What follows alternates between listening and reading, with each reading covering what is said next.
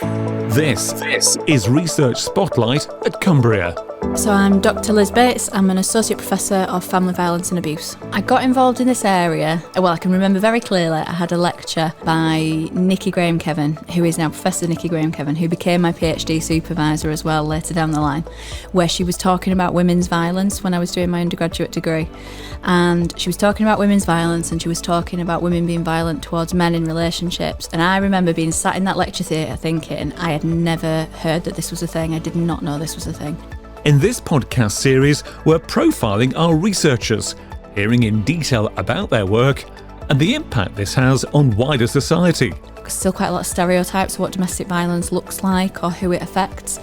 And I think that the more I sort of read into it and the more research I did, and then it has just become a passion that I want to raise awareness, particularly for male victims of domestic violence and their children, because it is a massive, massive social issue, is domestic violence, obviously, and it impacts millions of people. The way in which we are currently intervening and working with it isn't as effective as it could be, and it's not helping as many victim groups as it could either. Like, there are a real range of different people affected by it, and I think people aren't always aware of that.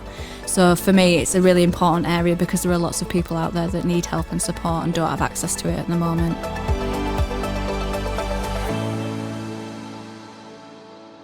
Violence against women and girls is a massive, massive social issue, and it absolutely needs to be a priority for any government that's in power in terms of tackling it as an issue.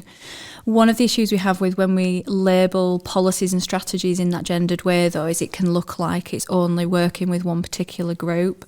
But the Violence Against Women and Girls strategy is an umbrella strategy that includes domestic violence and abuse within that, which means that men and boys who are victims of domestic violence, sexual violence, any sort of violence in that way, that is under that strategy, they are classified as a victim of a crime against a woman and a girl, like violence against a woman and a girl. So for me, the language around it can be quite problematic because it means men don't see themselves in that strategy. They don't see themselves as that.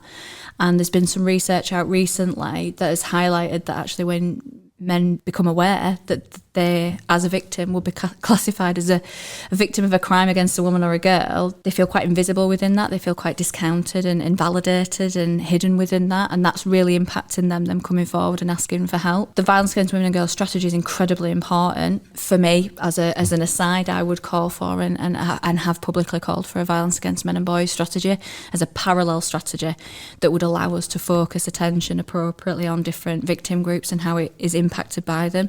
It would allow us to work in a more inclusive and responsive way around gender to ultimately, hopefully, mean that every victim group got that help and support that they needed and everybody felt seen within those policies and strategies. I wonder, though, when it comes to research, how hard has it been to try and talk to victims of this kind of domestic violence, given the nature of the violence, but also the way it's classified as well? It must be really hard for someone to want to come forward and open up, knowing that actually they're starting from down the block, aren't they? They're not given, perhaps, as you've just explained, an equal hearing in the eyes of the law. Yeah, absolutely. It can be really challenging to recruit participants for the research that I've done before. The way in which I've done it is to try and facilitate disclosure by recognising some of the needs that men have when they start to disclose. So I'm a trustee with the Mankind Initiative, which is a UK male victims charity, and they have an anonymous helpline. And some of the data that they collected indicates that I think it's around 70% of the men that call only call because it's anonymous. The other, one of the strategies that men use when they're first starting to reach out and look for help is they go online, and look for informal sources of support online and look for that information. So we know that for men in that position, that anonymity is really important in those initial stages of trying to disclose or seek help. So in my research, I've tried to mirror that to some extent. And where there's some really excellent research, obviously, that's done interviews and has done that sort of face-to-face data collection, I tried to facilitate a way in which we could talk to men without them having to do that, without them having to come and sit and talk to me, or without them having to disclose any personal information. So I've used some online anonymous questionnaires that still allows me to collect that rich, qualitative, long-form answers to their experience experience. So I've got really rich data that's helped me understand what has happened to them and how it has impacted them and their children. But that anonymity, I think, has been particularly important for me being able to do that. I remember in the first survey that I did, I promoted it for that reason. I didn't talk about it as a survey about domestic violence and abuse. I talked about it as a survey for men who had experienced aggression and control from women.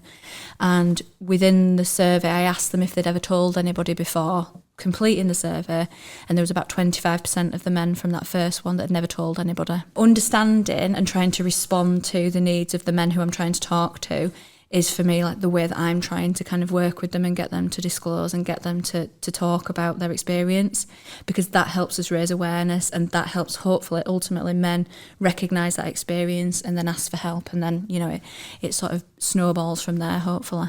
How many men have you spoken to or heard from anonymously, but also at what proportion of the population do you think fall into this category of being victims? Do we know yet? So the data that we have, crime survey data that we have, suggests that in the year, for last year, for example, in the year up to I think the end of March, it had suggested that around 2 million adults had experienced domestic violence and abuse in the previous 12 months. And we know from the gender breakdown of that 1 in 3 of those victims were male. So for every 3 victims, 2 are female and 1 is male. So it's around a third of victims that have experienced this.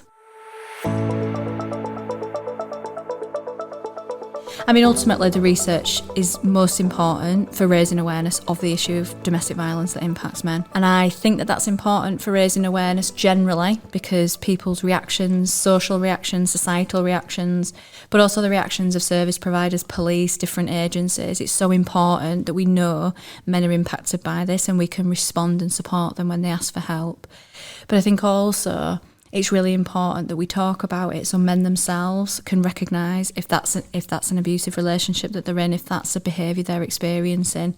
And I think that a lot of men don't recognise themselves within the sort of domestic violence narrative, which is part of the reason with my research that I chose to avoid, you know, domestic violence and abuse when I was advertising it. Men don't see themselves as that because that's the thing that happens to women. That is still the narrative that's really prominent.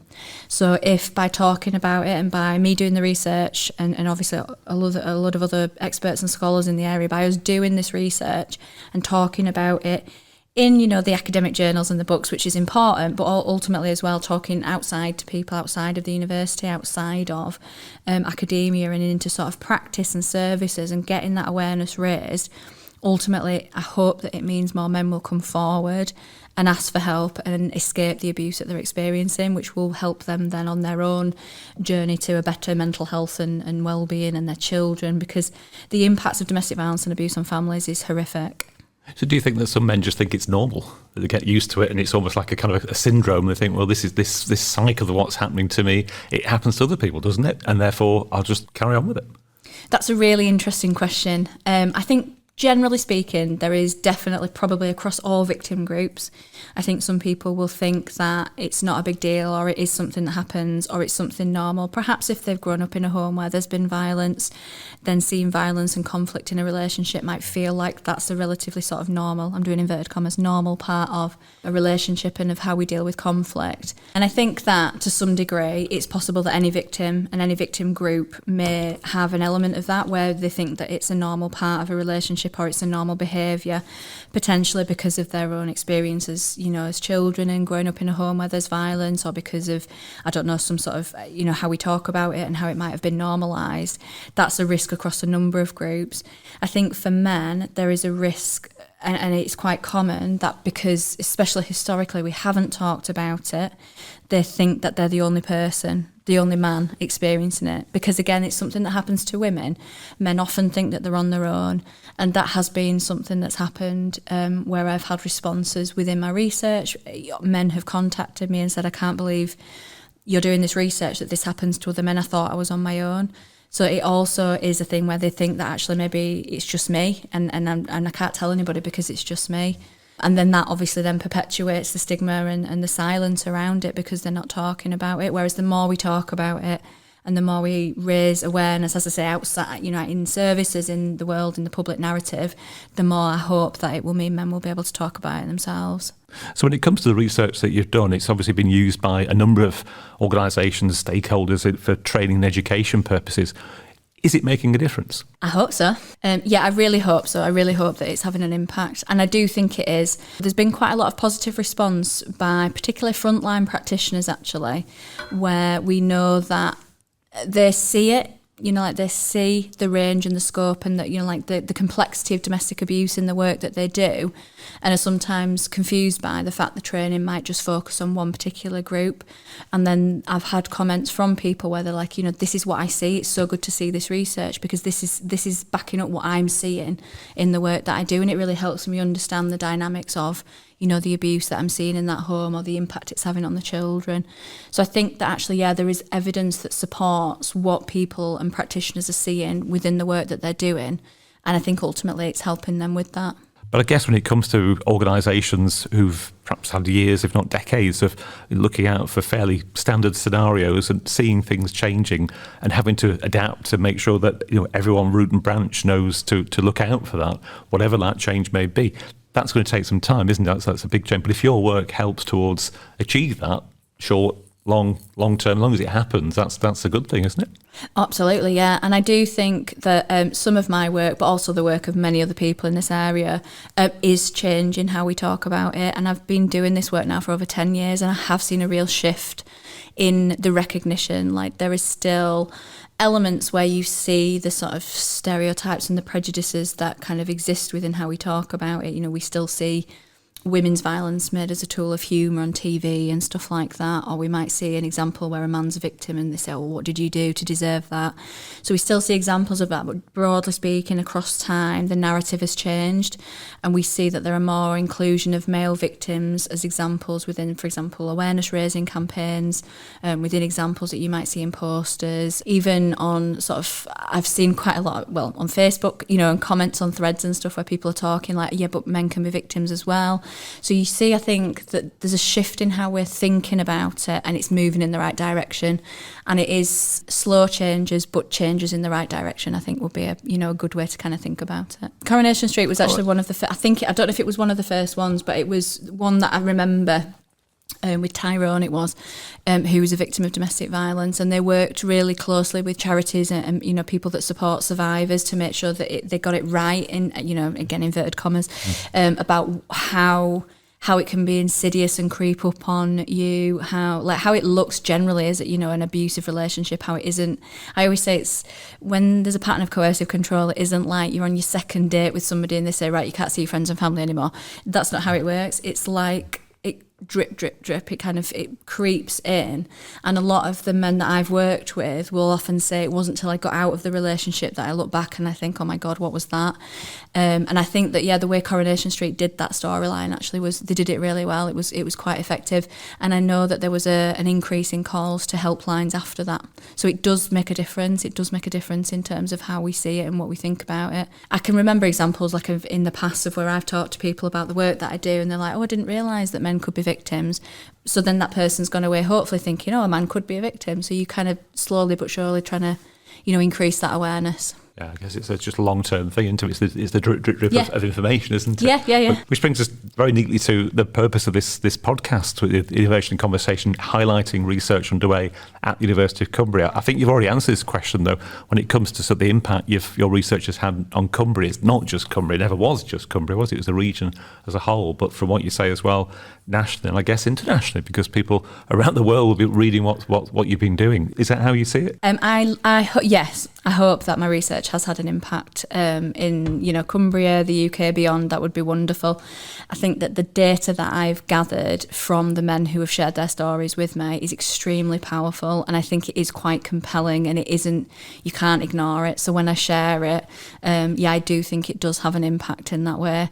I've spoken at conferences and stuff nationally, but I have been invited to speak at a couple of conferences internationally as well, which is obviously an incredible privilege. But there are other areas in the world where I think they're trying to increase the conversation about male victims, and actually here in the UK we are quite advanced in that way. Like the way in which we are talking about male victims more and trying to be more inclusive, I think is really positive, and I think is something that other countries look to and are trying to kind of mirror in the way that they're supporting and the way they're doing research as well. So I hope that we will see an increase in research sort of worldwide around this issue, because then like, globally we could try and tackle it as an issue, because, family violence is a really pervasive issue that affects people across the globe. 10 years ago when you started out, the research wasn't there. You've helped build it up. But I guess you must have people like as you were. You mentioned your PhD supervisor. I guess you've had people in the same position as you were 10 years ago coming to you and saying, look, I'm interested in the work you're doing. I don't want to go over old ground, but have you got areas that I could look at? Or could you suggest, have you had kind of, collaborations and cooperation, perhaps from academics here and maybe further afield? That's a really good question. I hadn't really thought about it like that, but I have had, I do collaborate with people nationally and internationally, which, is fantastic for being able to increase the profile of the work. I've actually had a lot of students emailing, telling me they want to do it as their dissertation project and asking sort of advice on the research or on, the current research papers, anything that I've got that I've not published yet. And actually that has increased. Now you've mentioned it, that's increased quite a lot over the last few years. So that interest in it, I think, is actually really, really spreading across and into academic regions as well, which is really positive.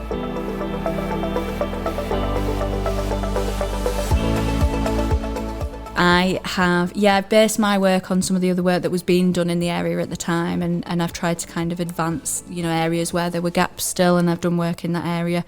What I have tried to do particularly is that in academia, there is a habit of us publishing into academic journals and books, which is incredibly important, obviously, as I've mentioned, but it's really important as well that we make sure the research gets into the hands of the people that really need it for the work that they're doing. So obviously for me, the work I do with male victims of domestic violence, I want that in the hands of, police officers or people in victim support or people supporting victims, and people in schools that are working with children and might spot signs that they're living in an abusive home or something. So I try really hard to make sure that I communicate beyond the journals. I try and speak to practitioners. I try and write blogs and publish and do podcasts and things like this, because I think it's really important it gets out there, because that's ultimately where this change will come from. Where do you see it going? What is your kind of next year, 5-year plan to take it forward? Or are you reaching a point where actually it's time to hand it over to somebody else? Or do you feel you'll never reach that point because there's so much to learn? I'm definitely not ready to hand it over to anybody yet. I've definitely still got lots I want to do, but I am really encouraged by how many other people are doing research in the area at the moment, because I think that the more people bringing it in, the more, obviously, like I say, I keep saying about raising awareness, but ultimately that is, one of the really key aspects of it.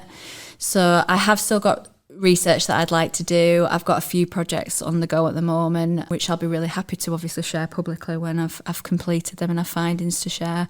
And keeping talking about it, it's a real passion for me. Research itself is a passion for me. So you will not stop me talking about it at any point, I don't think. Well, Liz, thanks for talking to the Innovation Conversation. Just curious, though, about any advice you might give to students and prospective students who are interested in research. It's clearly your passion, but I guess it's not everyone's ideal thing. People just perhaps don't always see research as something that's worth doing. What would you say to somebody then, perhaps in two minds, or is thinking about going into research? It's clearly hard work, it's clearly long hours, and also I imagine it takes a bit of a toll when it comes to very emotional, very tough subjects. You wouldn't be human if you weren't affected by it. But what advice would you give to somebody listening to this? Follow your passion for research or for something that you're passionate about. This started for me, as I said, from one of my lectures at undergraduate, and I just felt so interested and compelled by it at the time that I went away and I read, and then I found areas where I wanted to do my research. I think I always say to students, because I've taught on the psychology programme for a number of years, and I always say to them when they come to, day one, and they're like, what can I do to get ahead? How can I get myself what shall I do to prepare for the course? And I say, just go away and read something that you care about. Whatever it is that brought you to psychology, go away and read papers on it. It'll help you prepare for doing the research on the programme. It'll help develop that your interest and your understanding. But research is such a powerful tool to be able to go away and find stuff out, like in a really basic sense, but find something that you really care about and read about it and see what gaps there are in knowledge. And it doesn't have to be something anyone else cares about, like when you think about that. But equally, if you find other people that care about it as well, collaborating with those people is fantastic, because sharing ideas and working on a project together is so much fun. like in the nerdiest possible way, obviously.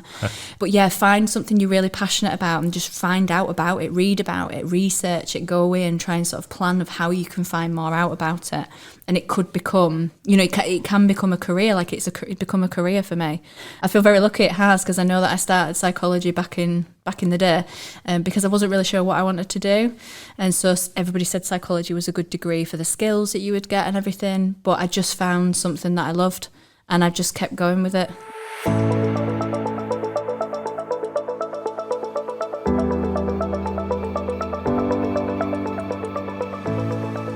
And yeah, I would recommend just follow your passion with it. Very, very grateful for the support that I've received from the university. They've supported me right from the day one with it. I started my lecturing post in 2011. Oh my gosh, that's a long time ago. Yeah, I started in 2011 and I was finishing my PhD then, and then since, PhD and onwards, they've supported me with, attending conferences, supported the work that I do, support me holding events and publicising my work. So I'm very lucky to feel so supported by them. Final question, probably the hardest question of this podcast as we conclude our conversation. Can you choose a single word that describes the kind of person you are? Just the one word. If you ask my partner, he would call me a nerd, which I can't disagree with. I would love to be remembered as somebody that was kind. I think that's really important. But it links, sorry, I know you said one word, but it links with compassion as well. And I think that it's compassion alongside the interest in the work that I've done. It's seeing and wanting to help people that are experiencing obviously what they're experiencing and haven't got that help and support.